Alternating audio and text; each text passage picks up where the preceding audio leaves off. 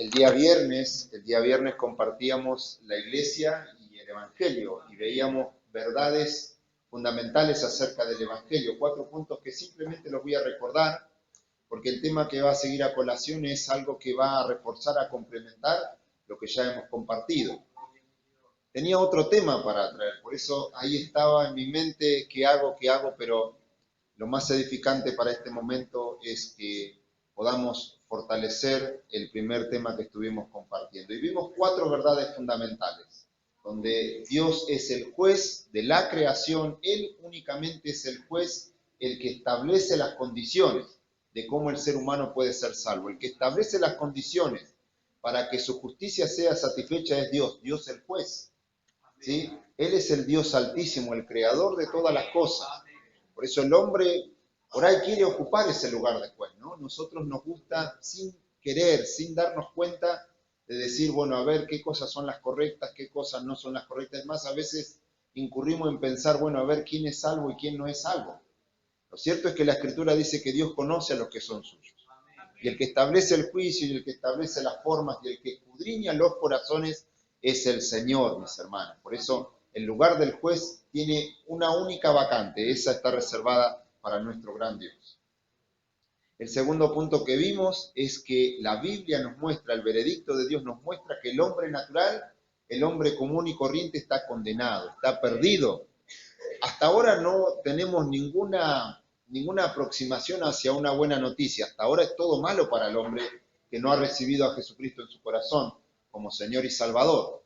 Porque el hombre de afuera, el hombre que no conoce a Cristo, que dice, no, yo no maté a nadie.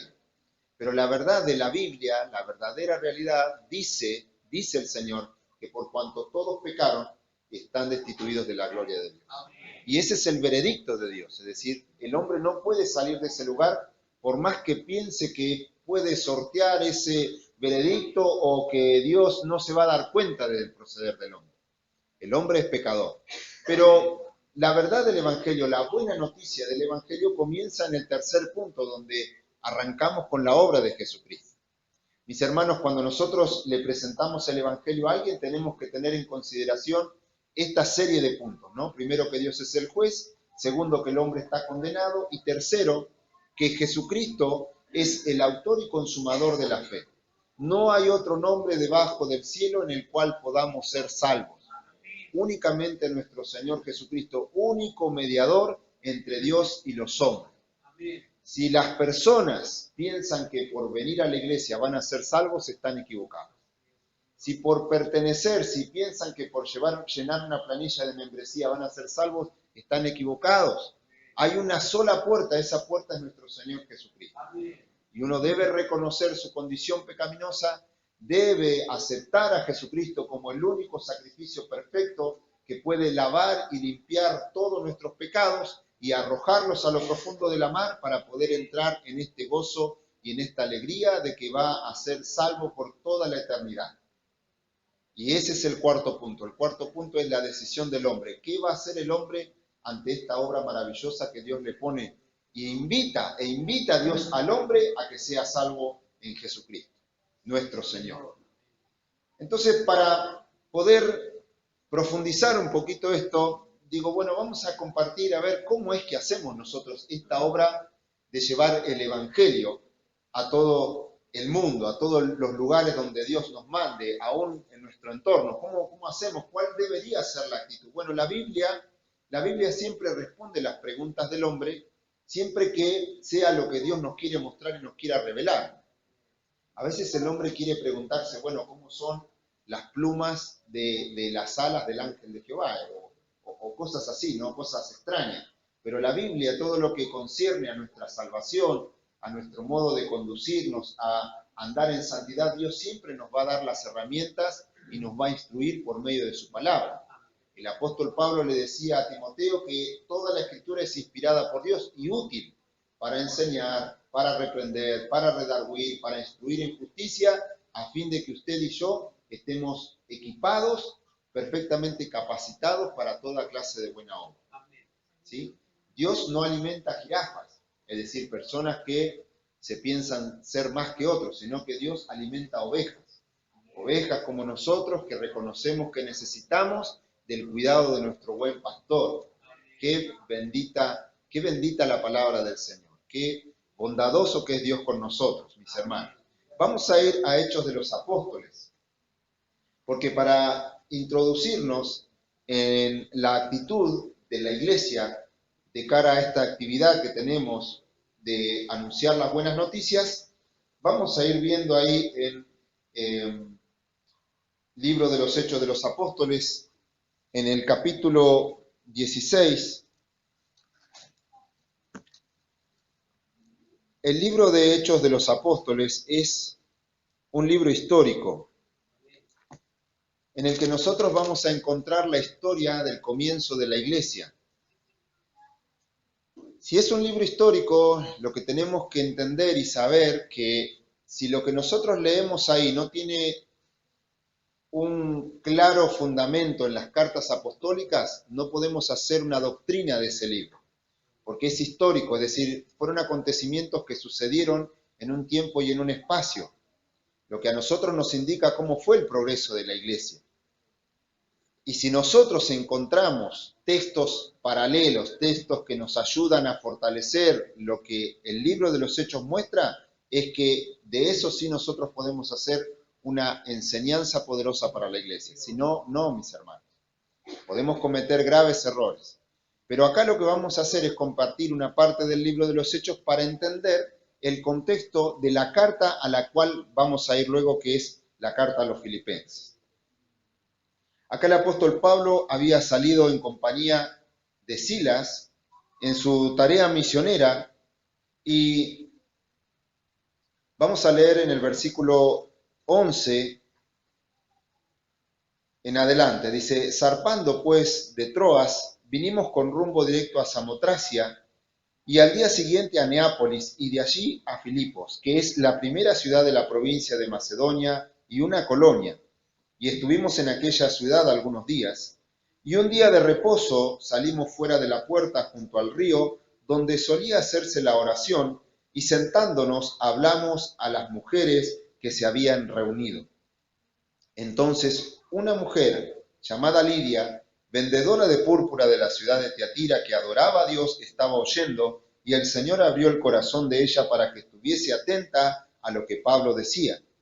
Y cuando fue bautizada y su familia nos rogó diciendo: si habéis juzgado que yo sea fiel al Señor, entrad en mi casa y posad, y nos obligó a quedarnos.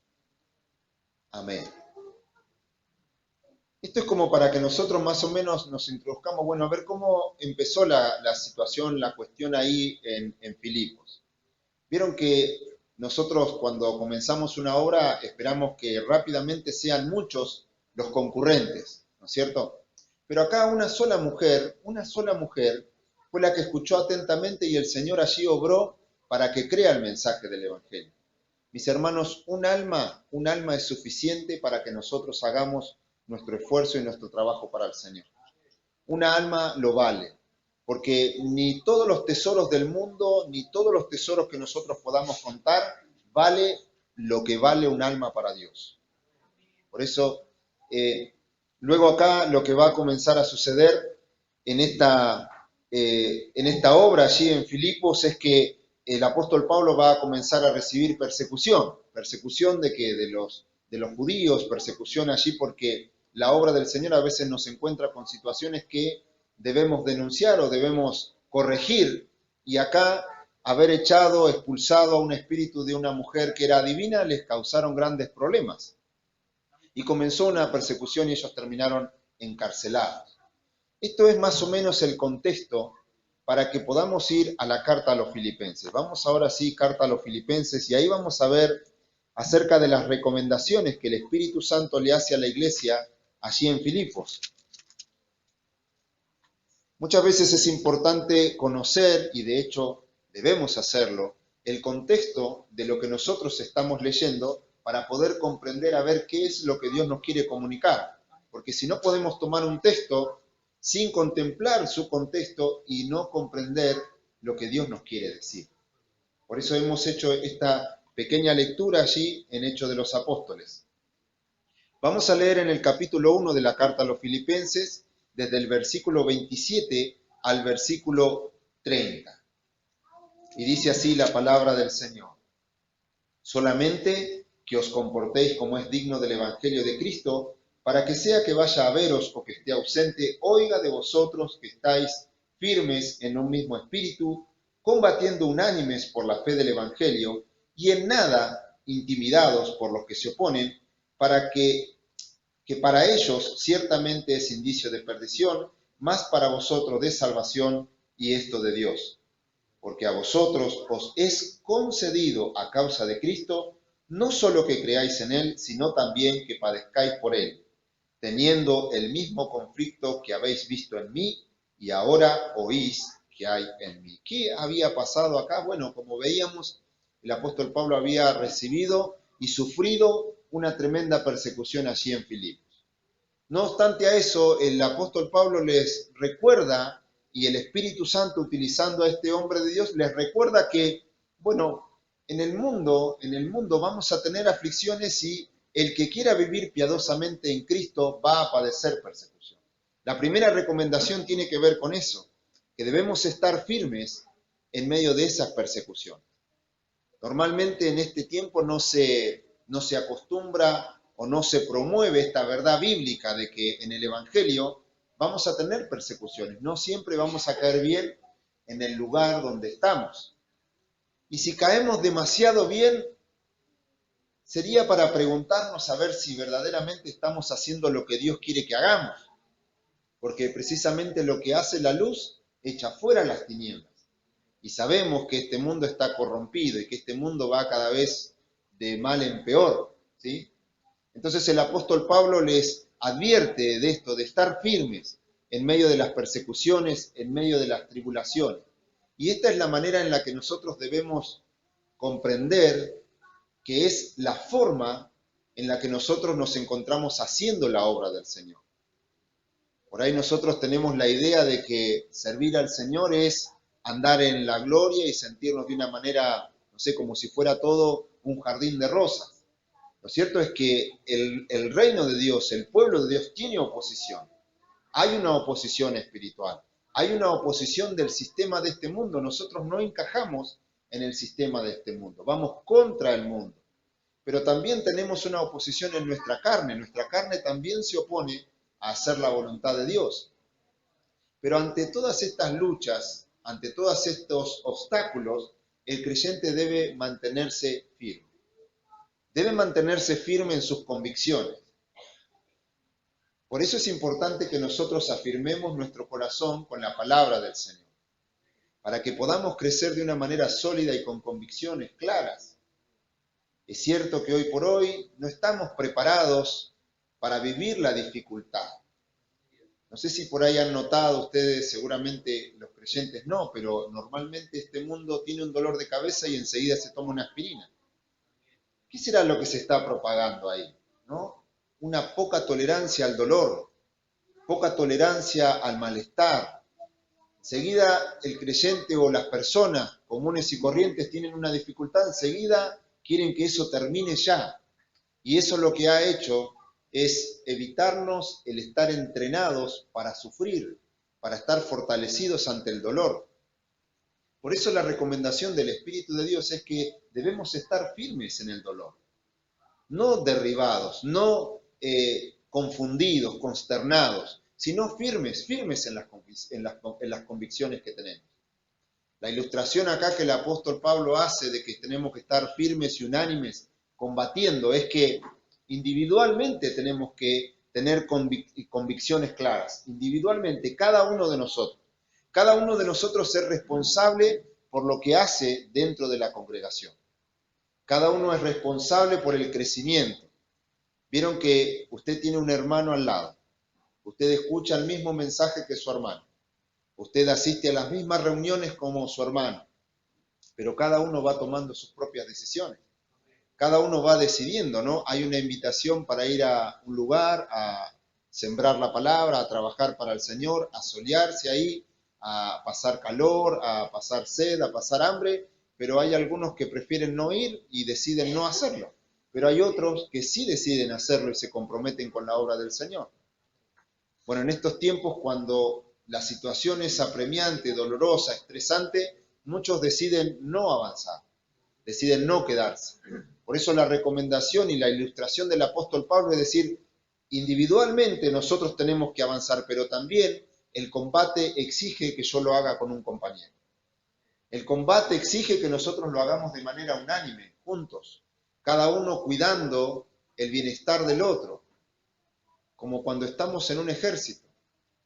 Somos soldados del reino del Señor. Y en esta guerra no estamos solos, mis hermanos. Siempre necesitamos estar juntos, combatiendo, unánimes. Y esto es lo que nos está dando como primera advertencia, como primera recomendación. Firmes en medio de la persecución, pero ¿de qué manera debemos estar firmes? Bueno, habla también de la integridad, de la coherencia, de que nos comportemos como es digno del Evangelio, como es digno de la profesión a la que hemos sido convocados. Somos siervos del Dios Altísimo, todos los creyentes, todos los salvos por gracia mediante la fe. Hemos sido salvos por gracia, ¿no es cierto? No hemos sido salvos por obras, pero sí hemos sido salvos para buenas obras. El creyente no es salvo por buenas obras, no hay obra que nosotros podamos hacer que nos haga salvo delante del Señor. Pero sí Dios nos salva, nos rescata para que hagamos buenas obras. Y esas buenas obras Dios las tiene preparadas desde antes de la fundación del mundo. Simplemente debemos andar en ellas, mis hermanos. Pero la pregunta es, ¿cómo debemos andar? Bueno, de una manera íntegra, de una manera coherente. Algo coherente es algo que tenga concordancia entre lo que creo, entre lo que siento y entre lo que hago. Nunca nuestra mente puede ir para un lado y nuestro cuerpo para el otro. Lo que nosotros decimos es lo que debemos hacer. Lo que nosotros profesamos, lo que nosotros predicamos, es lo que debemos practicar, mis hermanos. Porque cuando el mundo se encuentra con esta esquizofrenia cristiana, ¿no? Que el creyente con la mente va para un lado, pero el cuerpo va para el otro, es que la gente entra en confusión y así es como las personas se decepcionan. Vieron que hay tanto evangelio quemado por muchos lugares, ¿no? La gente ya dice, no, para entrar en esa iglesia, mejor, no sé, me hago maometano o me hago budista. Pero la iglesia tiene el llamado, la recomendación de ser coherente, ¿sí? De andar como es digno de la vocación a la que fuimos llamados. Esto, mis hermanos, el apóstol Pablo lo dice porque así como la iglesia en Filipos, nosotros también en estos tiempos necesitamos recordar estas verdades para entender cómo es que hacemos la obra del Señor. La obra del Señor tiene que tener un sustento y es nuestro testimonio. El testimonio del creyente muchas veces es el que nos va dando legitimidad, es decir, la gente nos va recibiendo porque ve y observa nuestra manera de proceder en el Evangelio. Por eso nuestro testimonio es importante también, no es fundamental, pero es importante. Debemos andar con coherencia entre lo que creemos y lo que hacemos, ¿sí? Y acá también introduce el tema de la unidad. El tema de la unidad es uno de los grandes temas que va a atravesar esta carta a los filipenses. ¿Por qué? Porque la unidad es lo que nos hace fuertes. Nosotros somos llamados, la iglesia es ilustrada como un cuerpo. Y en la carta a los Corintios, cuando se describe un poco más acerca del cuerpo, dice, ¿son todos boca? No son todos boca. ¿Son todos oídos? No lo son. ¿Son todos manos? ¿Son todos pies? No, la respuesta es no. Cada uno tiene su lugar dentro del cuerpo, pero a la vez todos somos un mismo cuerpo. Esto de la diversidad en la unidad es algo que no únicamente se debe ver en la iglesia, sino que se ve en las Escrituras. Fíjense en que la palabra del Señor fue escrita en un periodo de 1600 años aproximadamente, pero por 40 personas diferentes. 40 personas o más, ¿no? Algunos dicen que son un poco más, pero usted imagínese 40 personas diferentes en distintos tiempos históricos, con distintos oficios, con distintas capacidades, sin embargo la Biblia contiene una unidad maravillosa. Y así la iglesia, mis hermanos. Hay diferentes hermanos con diferentes capacidades, con diferentes virtudes, con diferentes debilidades, porque también tenemos debilidades, pero estamos juntos y en esa unidad tiene que haber y vivirse y disfrutarse una armonía, mis hermanos. Lo mismo que en la palabra del Señor. Tenemos que vivir y disfrutar esa armonía. No podemos esperar que todos sean como el hermano Gerardo, por ejemplo. El hermano Gerardo tiene sus virtudes, pero también tiene sus debilidades. Tampoco podemos esperar que todos sean como nuestro pastor o como nuestro hermano Gerson. Cada hermano tiene su fortaleza y tiene sus debilidades. Por eso somos llamados a ser un cuerpo. Y fíjense en lo maravilloso de la Biblia. Dice, aquellos miembros que necesitan más protección, que son más indecorosos, ¿qué hacemos nosotros en el cuerpo? Los cubrimos más, ¿no es cierto? Nosotros usamos ropa interior y esos miembros que no pueden estar expuestos, ¿qué hacemos? Los guardamos, los protegemos, ¿sí? Lo mismo pasa con nuestra congregación, con nuestros hermanos. No debemos andar exponiendo a nuestros hermanos o mofándonos de las debilidades de nuestros hermanos. Debemos cubrir a nuestros hermanos. Por eso el tema de la unidad acá es tan importante en esta carta, porque constituye una de las bases fundamentales para entender cómo debemos hacer nuestra tarea, entendiendo que somos un cuerpo, que estamos en medio de un combate y debemos combatir unánimes. Debemos hacerlo juntos. Es importante para esto guardar el testimonio, es importante para esto ser coherentes. Nuestros líderes deben ser coherentes entre lo que predican y entre lo que hacen, y todo eso debemos guardarlo todos en amor, animándonos y alentándonos mutuamente. Entonces este es el primer punto que vimos. Y también dice el apóstol Pablo que ellos están teniendo un conflicto que él también ha tenido. Es decir, todos, como dice el apóstol Pedro en su carta, a veces nosotros pensamos que únicamente a nosotros nos pasan cosas malas. Y el apóstol Pedro dice que los mismos padecimientos de nosotros se cumplen en nuestros hermanos alrededor del mundo entero. Por eso, muchas veces es necesario estar padeciendo por causa del Evangelio. Es necesario para que nuestra fe se fortalezca, para que nosotros tengamos un carácter afirmado, tengamos una buena entereza, pero además para que nos demos cuenta qué es lo que verdaderamente hay en nuestro corazón. ¿Saben que Dios ya lo sabe? Dios sabe lo que hay en nuestro corazón. Pero a veces las circunstancias difíciles lo que ponen en evidencia es saber de qué estamos hechos. ¿De qué estamos hechos?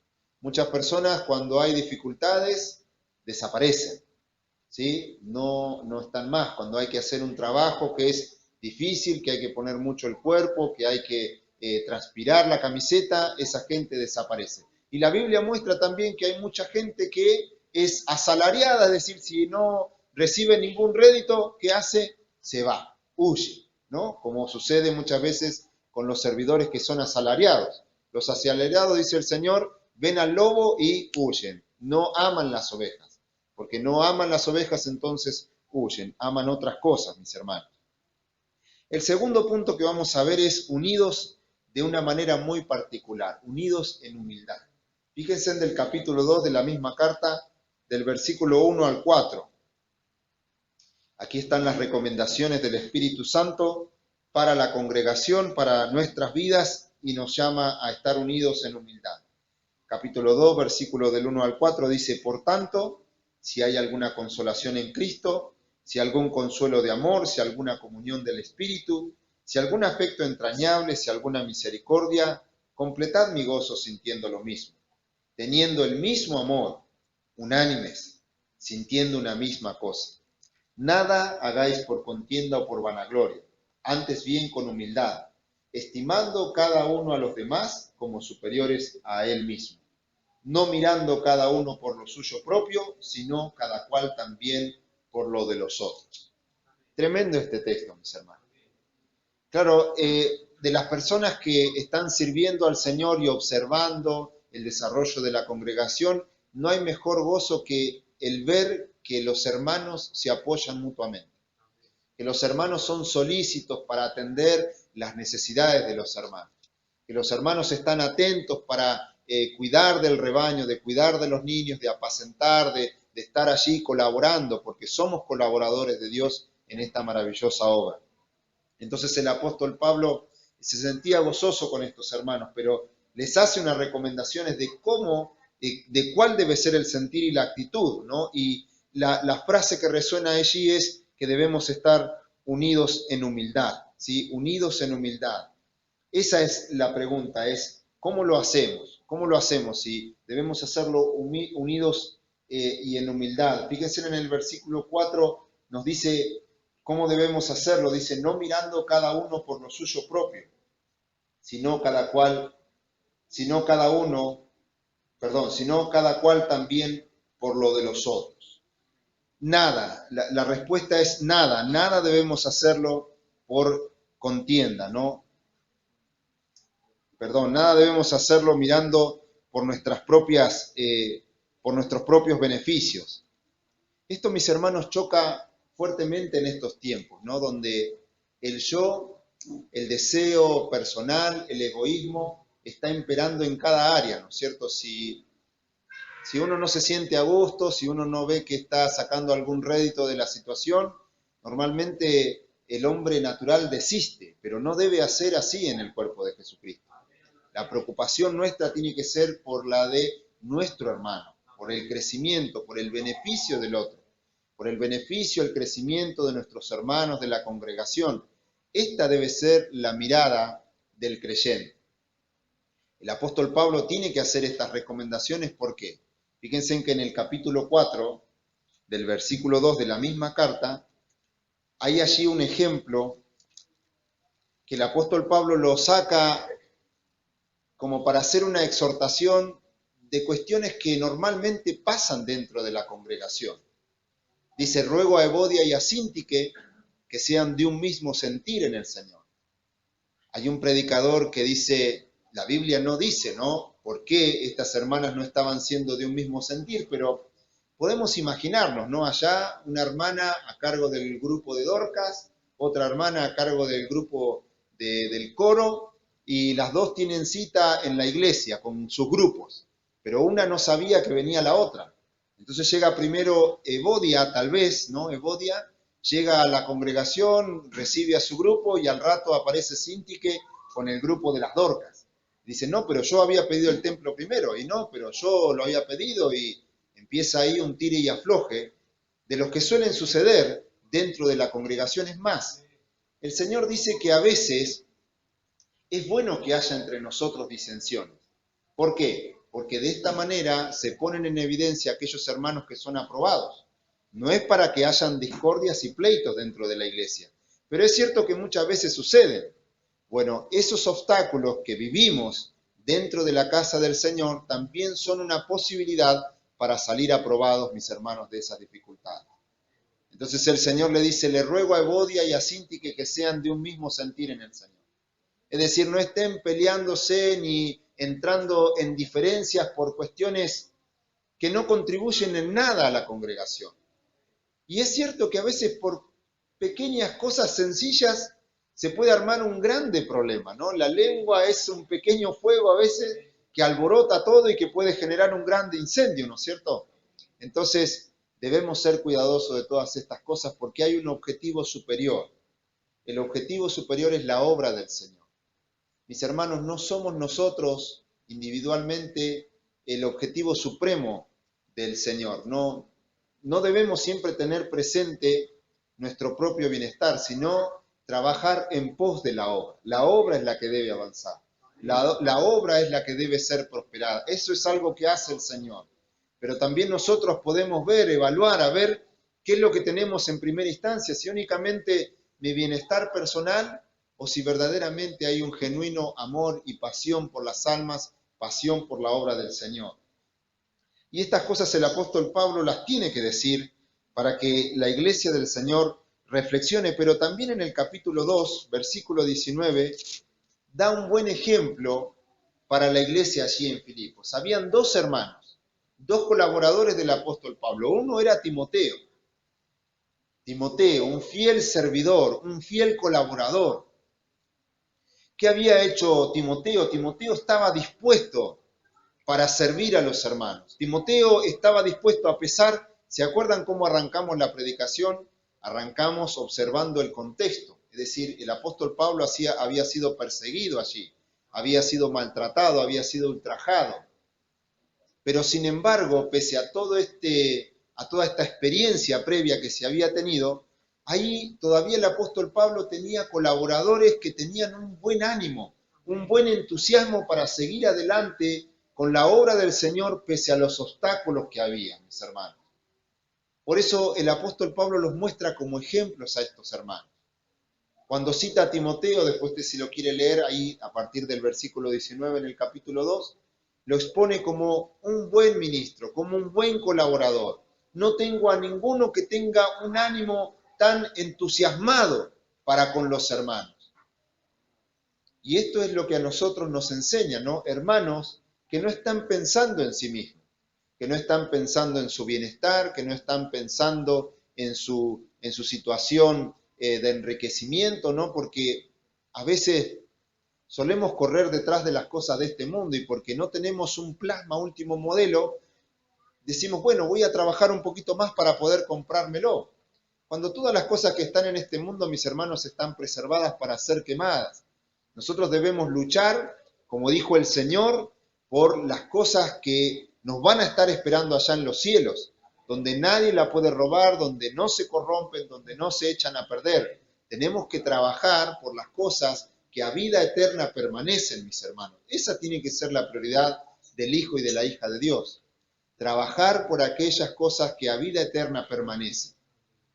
Y también cita otro ejemplo el apóstol Pablo, a Epafrodito. Epafrodito había sido un siervo, un colaborador que estaba en Filipos y que lo habían enviado para que esté con Pablo, para que lo ayude, para que lo fortalezca. Es decir, la iglesia también había enviado, había cedido de sus ministros, de sus colaboradores, de sus líderes. ¿Para qué? Para que vayan a ayudar al apóstol Pablo porque veían que él había tenido persecuciones y malestares. Por eso está bien que la iglesia considere a los hermanos que sirven en la iglesia. ¿Para qué? Para prestar colaboración, para prestar ayuda. Y ellos le mandaron a un buen ministro. ¿Qué pasó con este ministro? Se enfermó en el camino. Casi se muere, pero el apóstol Pablo lo vuelve a enviar y alegre dice, menos mal que no se murió este hermano. Dice, pero hermanos como este tienen que haber en la iglesia, hermanos que ponen su vida por la causa del evangelio. De a poquito vamos viendo y vamos comprendiendo cuál debe ser la actitud de nosotros para servir al Señor, ¿no es cierto? Porque el apóstol Pablo en el versículo 21 del capítulo 1 dijo, porque para mí el vivir es Cristo y el morir es ganancia. Y cada una de estas enseñanzas que se encuentran en esta carta refieren a eso y van ampliando esa sentencia, esa declaración del apóstol Pablo, porque para mí el vivir es Cristo y el morir es ganancia. Si estos hermanos no hubiesen tenido ese sentir, hubiesen dicho, no, Pablo, mejor ponete bien y andá vos. Andá vos a ser perseguido, a ser ultrajado, a ser menospreciado. Pero no, estos hermanos mostraban el carácter que deben tener los servidores del Señor. Un carácter abnegado, un carácter sacrificial, un carácter entregado por la obra del Señor. El Señor no va a ser escaso en recompensar a cada uno de sus servidores. Entonces, este segundo punto que vimos cómo debemos estar unidos en la humildad, cómo debemos hacerlo y los ejemplos de hermanos que en humildad, que en sacrificio, que en entrega se ofrecen para la obra del Señor. Pero lo tercero que nos va a recordar el Espíritu de Dios allí por medio del apóstol Pablo es que hay un supremo ejemplo que debemos imitar. Vamos a ir al capítulo 2 y vamos a leer desde el versículo 5 al 11. Todo allí en la carta a Filipenses. Se dan cuenta que estamos recorriendo toda una carta para tratar de comprender al máximo cuál es el mensaje de Dios en esta carta para nosotros, la iglesia.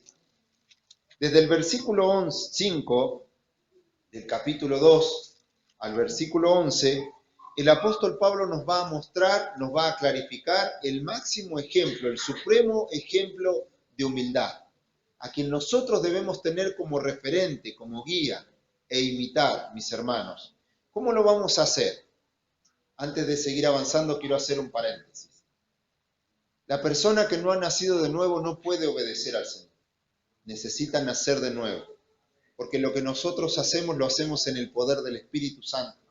No lo hacemos confiando en nuestras capacidades. Si nosotros lo hacemos confiando en nuestras capacidades, esto se va a terminar tarde que temprano. La obra no va a poder avanzar, porque la obra es del Señor, el Señor es el que la edifica. y nosotros simplemente somos instrumentos en sus manos, somos como vasos de honra cuando servimos bien a la iglesia o como vasos de deshonra cuando lo único que causamos dentro de la congregación es malestar y cuestiones que no benefician a la iglesia. Pero el creyente hace lo que hace en el poder del Espíritu Santo. Por eso a la persona que todavía no ha recibido a Jesucristo no puede obedecer al Señor, porque no tiene manera, no tiene forma, no tiene el poder, no tiene la capacidad.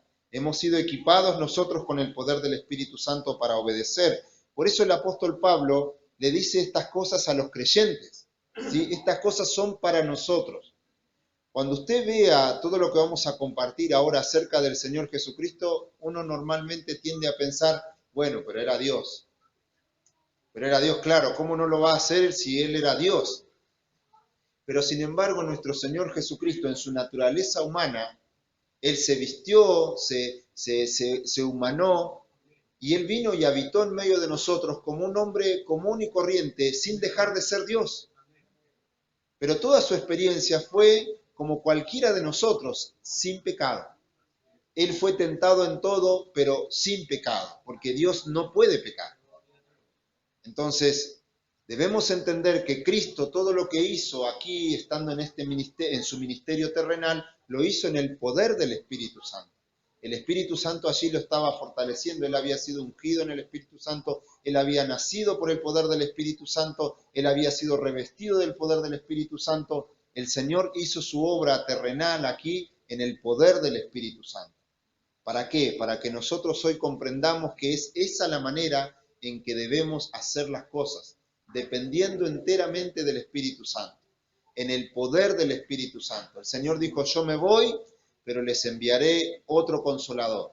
Él no solamente estará con ustedes, sino que estará en ustedes.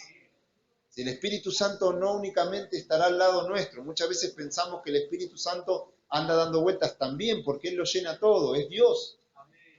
Pero la Biblia nos muestra que el Espíritu de Dios está dentro del creyente, está en nosotros. Por eso debemos andar en el Espíritu. No debemos apagar el Espíritu y no debemos contristar al Espíritu. Parecen palabras muy difíciles, mis hermanos, pero son muy prácticas. Cuando usted está mintiendo, cuando usted no es obediente, cuando usted está haciendo algo pecaminoso, cuando usted no obedece a Dios, usted contrista al Espíritu Santo, usted apaga al Espíritu Santo. Si después quiere leerlo en su casa, allí en Efesios y en Tesalonicenses, habla de esta situación, ¿no?, del creyente con el Espíritu. Debemos ser llenos constantemente del Espíritu. Cuando usted obedece al Señor en cuestiones prácticas, usted se va llenando del Espíritu Santo. ¿Se entendió eso? No es nada difícil. No es nada difícil. Es hacer la voluntad del Señor. Cuando Dios nos dice que hay que hacer algo, es ir y hacerlo. Es práctica. No es nada extraño, mis hermanos. Tenemos un llamado a ser llenos constantemente del Espíritu Santo. ¿Sí? No debemos contristar al Espíritu, no debemos apagar el Espíritu. Pero todo lo que hacemos lo hacemos en el poder del Espíritu Santo. Entonces el ejemplo supremo, lo voy a leer desde el capítulo 2, versículos 5 al 11. Haya pues en vosotros este sentir que hubo también en Cristo Jesús, el cual siendo en forma de Dios no estimó el ser igual a Dios como cosa que aferrarse, sino que se despojó a sí mismo tomando forma de siervo, hecho semejante a los hombres, y estando en la condición de hombres, se humilló a sí mismo, haciéndose obediente hasta la muerte y muerte de cruz. Nosotros conocemos por medio de las Escrituras que Dios da gracia a los humildes, ¿verdad? Bien, eso Dios no lo dice únicamente desde el cielo. Dios lo practicó. Dios vino y se humilló. Ahí el Señor en la cena, en la última cena con sus apóstoles, con sus discípulos, se pone de rodillas, agarra una toalla, un poco de agua y comienza a lavarles los pies a cada uno de sus discípulos. El Dios de la gloria, el Dios eterno, el gran yo soy, el Adonai, Jehová de los ejércitos, ahí lavándole los pies a los discípulos. Y les da un ejemplo tremendo para ellos. ¿Para qué? Porque ellos tenían en la cabeza que, claro, el mayor de ellos tenía que ser servido por el resto. buscaban la pleitesía, buscaban el poder, buscaban como cada uno de nosotros a veces erradamente o confundidamente lo hacemos. No entendemos que estamos para servir y no para ser servidos. Pero el Señor les dice, si alguno de ustedes quiere ser el mayor, sea como el que sirve. Mis hermanos, el servicio es lo más grandioso que nosotros podemos hacer en la iglesia.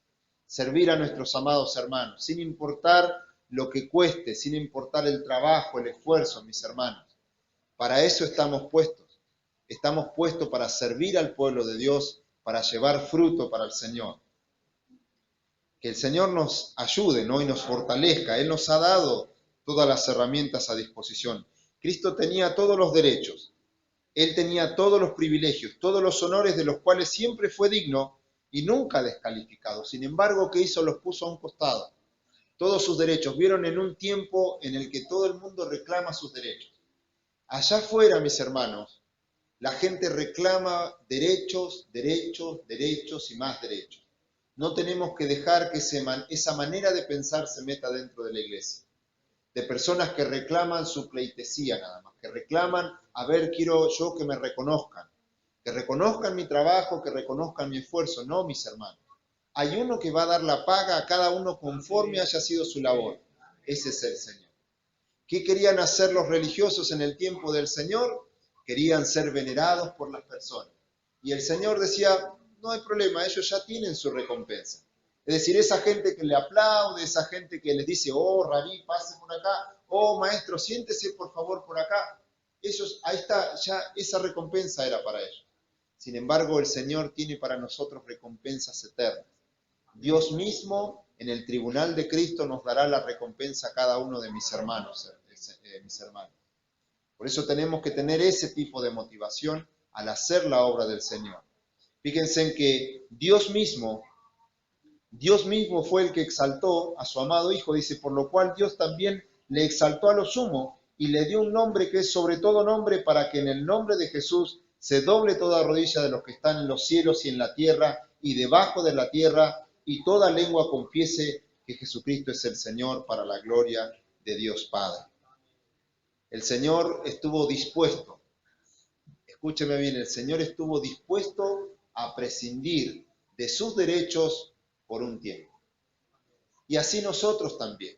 El Señor vino como cordero, ¿no es cierto? Él vino como cordero.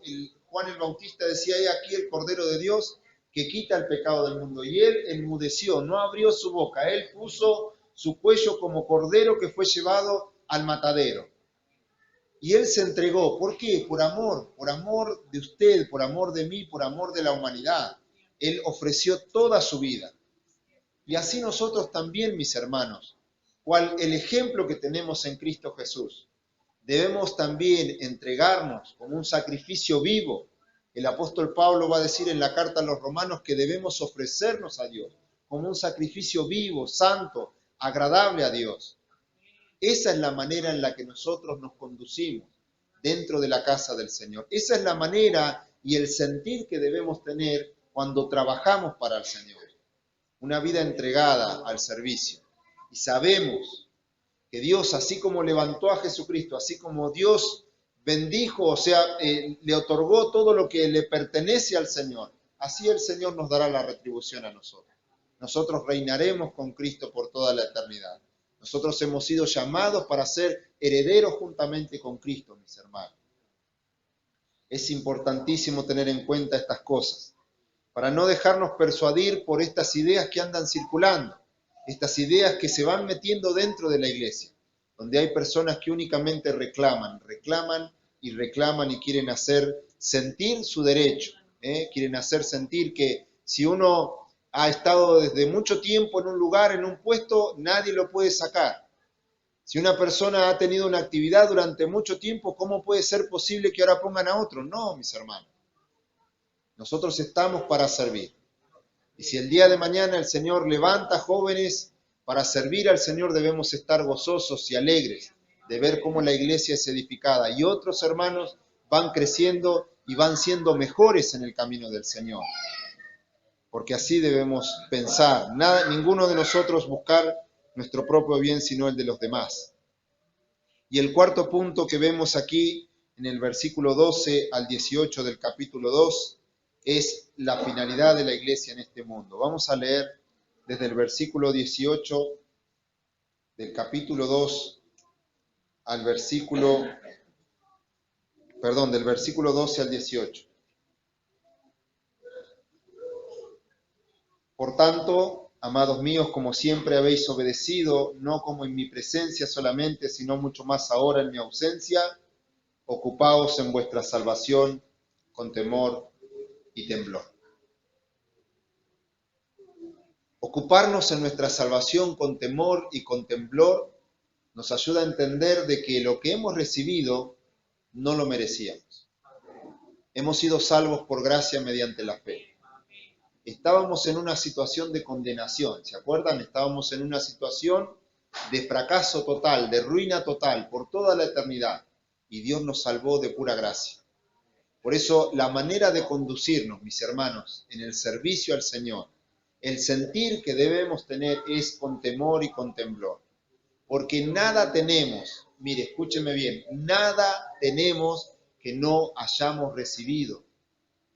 Nada tenemos que no hayamos recibido. Algunos por ahí podemos pensar, bueno, pero yo he dedicado tiempo, me he capacitado, he estudiado, he estado, pastor, he estado cuando llovió, he estado, pero la Biblia nos enseña, porque el mismo apóstol Pablo decía, no tenemos nada que no hayamos recibido, porque todo proviene del Señor. El Señor es el que en nosotros, y lo va a decir a continuación, es el que produce el querer como el hacer, por su buena voluntad. Y la buena voluntad de Dios para con la iglesia es que la iglesia sea edificada, que la iglesia vaya creciendo. Y para eso Dios va poniendo diferentes sentires en cada uno de nosotros, mis hermanos. Va poniendo el sentir de hermanos que se ocupan de los niños, va poniendo el sentir de hermanos que se ocupan de los jóvenes, va poniendo el sentir de hermanos que quieren ser parte del coro, va poniendo el sentir de decir, pastor, me gustaría ir a predicar a un lugar, va poniendo el sentir en jóvenes de decir, yo quiero ir a las próximas convenciones, no me las quiero perder. Dios va poniendo ese querer. Dios va produciendo eso en nosotros, mis hermanos.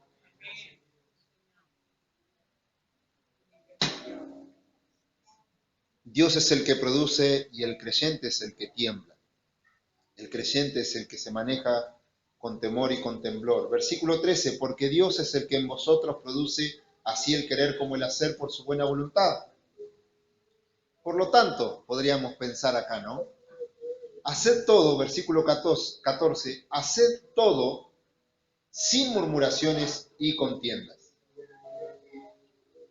Es decir, cuando nosotros vamos a hacer algo para el Señor, debemos hacerlo sin quejarnos. A los pastores también les he recomendado eso, ¿no? Hagan las cosas sin quejarse porque eso no es provechoso. Y es cierto que muchas veces la obra del Señor genera un cansancio, ¿no? Señor, llévatelo o te lo mando.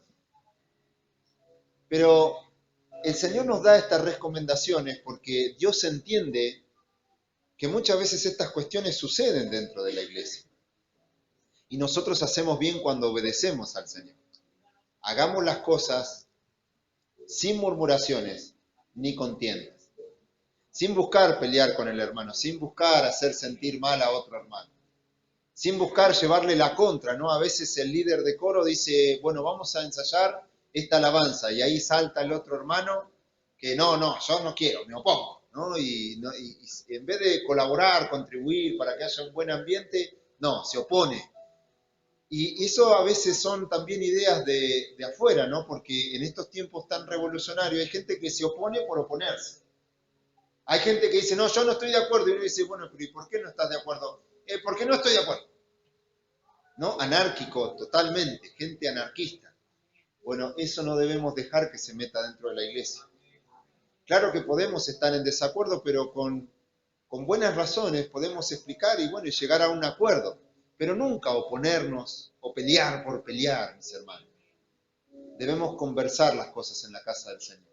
Debemos llegar a un acuerdo hablando como personas espirituales, como personas que quieren crecer, como personas que quieren y que aman la obra del Señor. Haced todo sin murmuraciones y contiendas, para que seáis irreprensibles y sencillos, hijos de Dios sin manchas en medio de una generación maligna y perversa. El llamado, mis hermanos, es a ser imitadores de Dios. Ser irreprensible significa no tener de dónde agarrarlo al hermano. Anda, se conduce muy bien, seguro que tiene debilidades, ¿no? Seguro que tiene errores, pero el hermano se conduce sabiamente dentro de la casa del Señor. El apóstol Pablo le hablaba allí al joven Timoteo: yo te explico y te enseño todas estas cosas para que sepas cómo debes conducirte en la casa del Dios viviente. Mis hermanos, la casa del Dios viviente es la iglesia donde Dios desciende en juicio. A eso se refiere el título del Dios viviente. Por eso no debemos conducirnos desordenadamente en la casa del Señor. Debemos conducirnos con temor y con temblor. Debemos conducirnos de manera irreprensible y ser sencillos. Ser personas que son sensibles, que son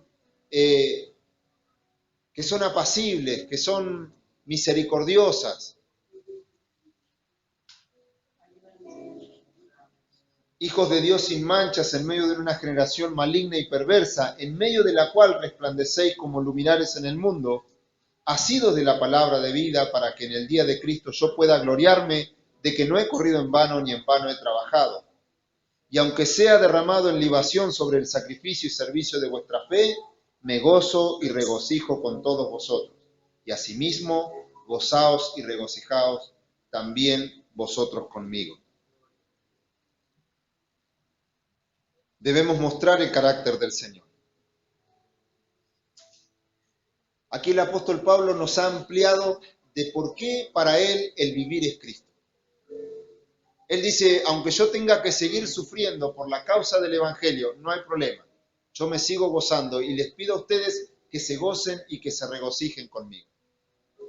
Porque aunque nosotros debamos ser derramados en libaciones, es decir, como una ofrenda por nuestro trabajo, por nuestro esfuerzo, no hay problema. Nosotros nos gozamos de poder estar sirviendo al Señor, aunque sea en situaciones difíciles, aunque haya persecución. Les pido a ustedes que también se gocen conmigo. La finalidad del Señor para con nosotros es que tengamos un sentir de gozo al hacer lo que hacemos, no de quejarnos. Que nuestra actitud sea de alegría por lo que vamos consiguiendo, por lo que vamos alcanzando en el Señor. Nunca mirar lo que falta. Vieron que normalmente decimos: bueno, ya van a llegar los que faltan, pero damos gracias a Dios por los que están. La obra ahí en Filipos había empezado con una sola mujer. El apóstol Pablo no se lamentó por todas las que estaban allí en el río y no escucharon el mensaje. Había una sola mujer y con esa mujer había que trabajar. Y Dios se glorificó y se constituyó una iglesia allí en Filipos por una sola mujer. Por eso, mis hermanos, la actitud en el servicio tiene que ser de gozo, tiene que ser de alegría, pese a cualquier circunstancia. Nunca midiendo las cosas por el éxito que vayamos teniendo, sino gozándonos porque estamos haciendo lo que debemos hacer en la obra del Señor. Estamos haciendo el motivo, la obra por la cual nosotros estamos. Eso nos da a nosotros propósito en nuestra vida. Mi hermana leía en el devocional la iglesia a la Odisea, ¿no? El mensaje a la iglesia de la Odisea, y voy a terminar con esto. La iglesia de la Odisea pensaba que no necesitaba nada, que ya estaba completa. Ellos habían construido su propia religiosidad y estaban muy cómodos. No me hace falta nada, estoy tranquilo. La verdad que me he enriquecido y no tengo necesidad de esforzarme. ¿Para qué voy a hacer algún esfuerzo? Por ahí termino teniendo pérdida. El tema es que ellos tenían el culto dentro de un lugar y el Señor estaba fuera de la iglesia. Mis hermanos, nosotros somos llamados a anunciar las virtudes de aquel que nos llamó. Somos llamados a tener una tarea en este mundo, a ser luminares en el mundo. Y debemos dejar que Cristo esté aquí con nosotros, conduciendo como capitán, esta batalla en la que estamos unánimes luchando para obtener la victoria que Cristo nos puede dar. El Señor es el que nos da la victoria, mis hermanos. Por eso, ese mensaje dice en el versículo 16 del capítulo 3, sé pues celoso y arrepiéntete. Y con ese celo Dios nos llama a nosotros a decir, tengo algo para hacer en la obra del Señor. Tal vez no lo estoy haciendo con el ánimo, con el sentir que lo debo hacer, pero lo voy a hacer así como el Señor me pide. Voy a ser una persona que no piense únicamente en mí mismo, sino que voy a empezar a pensar en el bienestar del otro. Voy a empezar a detectar, a ver a qué hermanos puedo ir ayudando, a qué hermanos puedo ir discipulando, a qué familias en el barrio. Ver, mis hermanos, a ustedes hay gente que les rodea, hay gente que está esperando un mensaje de esperanza. El Señor se hizo pobre para enriquecer a muchos. Nosotros también podemos, como el Señor, prescindir de algunos privilegios, ¿no es cierto? Y ofrecer 1 hora o 2 horas para ir discipulando a alguien en algún lugar. Para reunirnos en alguna casa de alguien que tal vez está postrado y no puede venir a la congregación, pero ahí podemos ir a compartir una alabanza. Y por ahí es una Lidia, ¿no? Una Lidia que está postrada, que empieza a invitar a sus parientes, y ahí el Señor levanta una nueva congregación. Mis hermanos, esta invitación es para que nosotros contemplemos ese sumo ejemplo. El Señor no estimó el ser igual a Dios como cosa que aferrarse. Él estaba allá en su gloria, no tenía necesidad de nada el Señor, pero dejó allí sus prerrogativas, sus derechos, y vino aquí para servir a la humanidad, para entregarse, para ofrecerse por nosotros. Nosotros también, mis hermanos, haya en nosotros ese sentido. Y que este 2020, mis hermanos, ya hemos visto y aprendido algunos puntos acerca de lo que es el Evangelio y cómo podemos compartirlo. Ahora tengamos el sentir, tengamos la actitud, mis hermanos, con esta palabra, para que este año el Señor nos sorprenda. Y nos encontremos llegando a fin de año, celebrando cultos en diferentes lugares que hayan salido de aquí. Que hermanos se pongan ahí en la brecha, como el apóstol Pablo, aunque haya persecución, y ahí una congregación apoyando, combatiendo juntos, unánimes. Sí, mis hermanos, sería para mí un gozo tremendo venir, visitarles a fin de año y enterarme de que esta palabra ha hecho fruto en ustedes. Y que muchos de ustedes hayan asumido el compromiso y a pesar de las dificultades, porque uno no desconoce que hay dificultades afuera, que hay persecución, que hay oposición, pero el Señor nos ha dado la victoria. Debemos ponernos en marcha, mis hermanos, y confiar que el Señor está con nosotros y está por nosotros. Vamos a ponernos de pie, mis hermanos.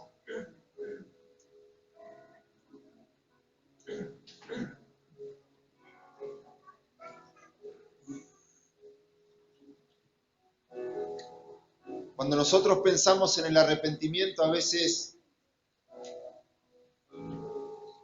no tenemos en cuenta que la palabra lo que nos quiere decir es que nosotros vamos en una dirección y debemos cambiar de dirección.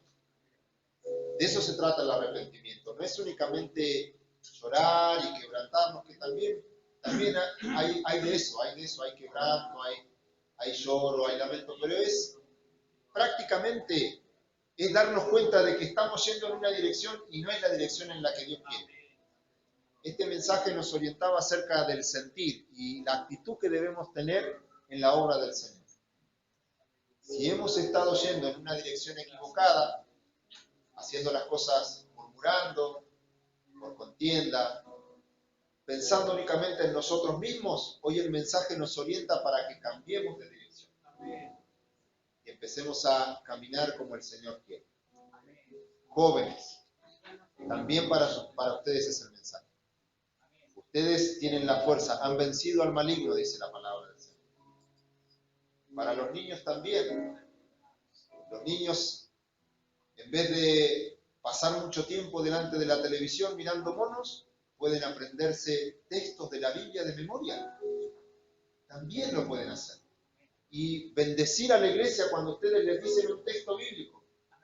Y bendecir a otros niños en la escuela. El Señor lo puede hacer también con ustedes. Nuestros ancianos. ¿Cuántos ancianos hay que yo sé que ellos trabajan fuertemente en la oración? Muchas cosas nosotros no podríamos hacer si nuestros hermanos ancianos no estuvieran orando por nosotros. Por eso no dejen de hacerlo, mis hermanos. No dejen de orar por nosotros, no dejen de orar por los que sirven al Señor. Muchas de las cosas que nosotros podemos hacer es porque están nuestros hermanos allí, entendiendo de que esta lucha es unánimes. Unos van al frente, pero hay otros que están a la retaguardia. Y entre todos vamos luchando. Vamos a cerrar nuestros ojos, mis hermanos, y usted ahí en su intimidad, hable con el Señor y dígale al Señor lo que usted le tenga que decir. Reflexione en la palabra, deje que el Espíritu Santo le alumbre, le redarguya. Deje que el Espíritu Santo también lo ayude a tomar decisiones firmes, a tener una marcada actitud. Recién comienza el año, mis hermanos, tenemos mucho por trabajar, esperamos que Cristo venga, sabemos que Cristo va a venir por su iglesia, pero queremos que el Señor nos halle trabajando, haciendo su obra, trabajando arduamente, sin descanso, porque el tiempo es corto, porque hay gente alrededor nuestro que necesita el mensaje de la salvación.